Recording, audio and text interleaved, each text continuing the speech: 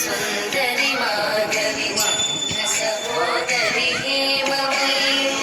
मुनिगणवन्दित मोक्षप्रदायिनि मञ्जुळभाषिणि वेदनुते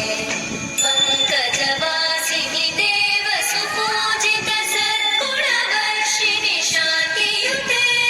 जय जय हे मधुसूदन कामिनि आदिलक्ष्मि जय पालय माम्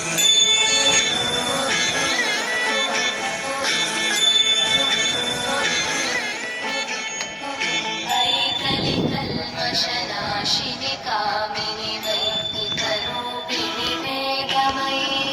क्षीरसमुद्भव मङ्गलरूपिणि मन्त्रनिवासिनि मन्त्रनुते मङ्गलदायिनि अम्बुजवासिनि देवगणाश्रितपादयुते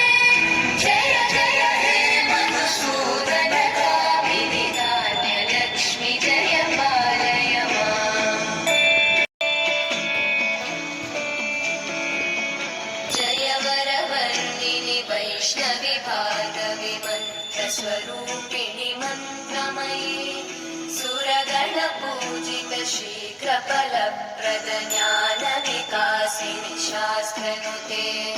भवभयहारिणि पापविमोचनि साधुजनाश्रितपादयुते